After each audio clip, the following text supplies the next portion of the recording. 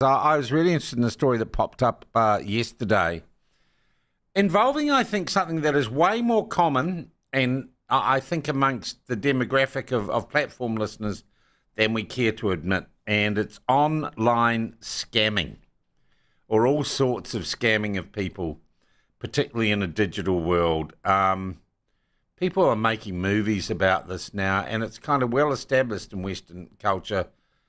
People generally perceived to be in India who are trying to get online, access your financial information, clear out your accounts, find your credit card numbers, and do terrible things with you.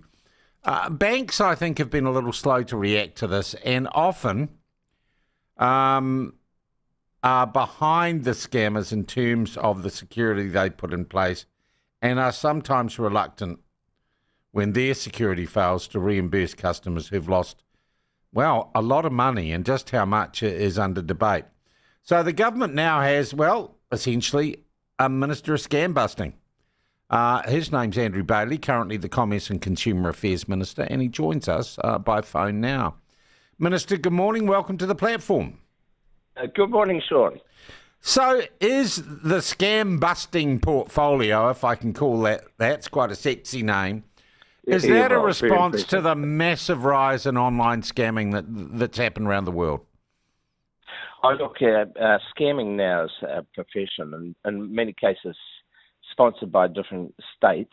Wow. Highly professional, evolving very quickly. And the reason that we decided to appoint me as the sort of coordinating minister is that at the moment there's about 6 government departments that actually involved in doing things around scams. And we just thought it was a good idea to bring it all together. Obviously, we've got a role within government, but more importantly, or just as importantly, we've got a role within industry, and that involves the banks, the telcos, and also the social media platform providers, where many of the scams are actually hosted. Yeah, I'm always amazed that people can get away with it for so long without having denial of service on social media platforms and their email and stuff. Is the world slow to respond, or has the world been too slow to respond to this? Is it because they don't want to intervene, or because they don't have the tools to intervene? Well, if you're talking about the social media platform providers, I've obviously met with New Zealand and Australian country managers, and also went up to see Google in Singapore. I met up with the Australian minister to talk about scams. And with Meta, I've spoken to them on the west coast of America. Look, what they'll say to you is we're doing a lot internationally. The issue I've put to both those entities when I've met with them is, look, it's great, and no doubt you are doing lots internationally, but we need a local solution. We need a solution that when there's a URL or a SMS type arrangement going on, that we need you to close it down here in New Zealand, not talking about what you're doing internationally. It's the local solution. So rapid local response. Yeah, and at the moment we don't have that. Okay, who would run that? Who would facilitate that? And how hard it is? This sounds quite technical. How hard would it be to achieve that? Well, it can be achieved. It's a technology issue. It's not that difficult to do it, but the more it's an emphasis. And so part of what I'm doing is working with Australian Minister. I've got Minister Jones, who's in charge of scams in Australia. He's come to New Zealand at my invitation in a couple of weeks' time. But we also went and saw the Singaporean Minister. So what we're trying to do is we want to try and work sort of regionally to try and get an outcome for us as a group of countries where we can get focus on what's happening here in the Southeast Asia rather than sort of talking internationally. So that's one of the strategies. And obviously we're trying to work with the local providers. Actually, Google signed an agreement with FMA, but what we want to see is some tangible results about how we do that quickly. Yeah. And how big is the problem? Can we quantify it? I saw some stuff in the paper today. Is it a $200 million problem or a $2 billion problem? Can we come up with a ballpark of how many New Zealanders or how much New Zealanders might be losing a year to scams? Well, the reported figure is 200 million. That's been the figure for the last 2 years. But we know a lot of scams are not reported. MB government department estimated it's about $1 billion. There's a recent thing saying it's a couple of billion in New Zealand, which seems an extraordinarily high figure.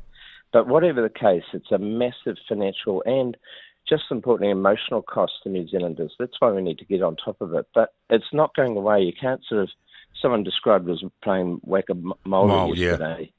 Yeah.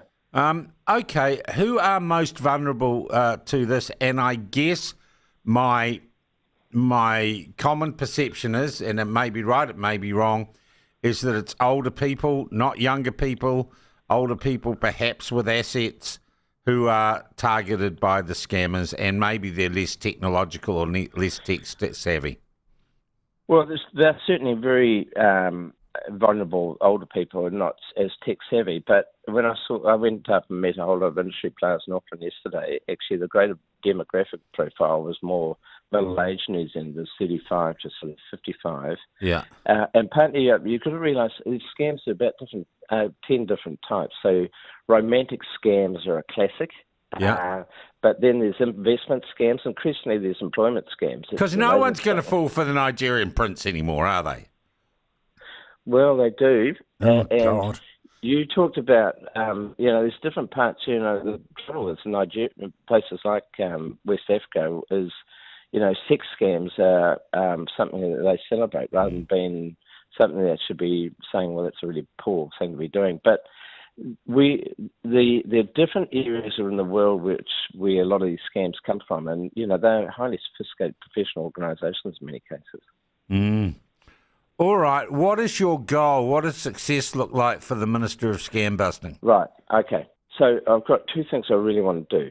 The first thing is that we need to better coordinate activities between government and the industry. So at the moment, there's lots of good stuff going on, and I should say to your listeners, actually, there's a lot more that goes on than people realise. There's a lot of scams that have stopped. Most of them are stopped.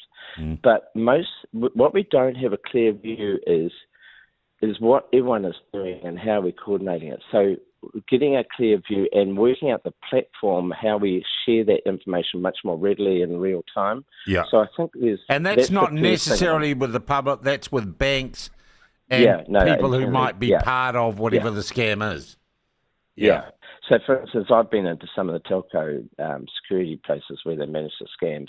How do they share that information, A, with their telecommunication colleagues, but also across industry and into government? So we need to have a system that's much more digitally enabled that can make that happen quickly. And then secondly is this coordinated approach to try and deal with where a lot of these scams are coming from, and particularly where they've been hosted on social media platform providers and things like WhatsApp. How much budget have you got for this new initiative?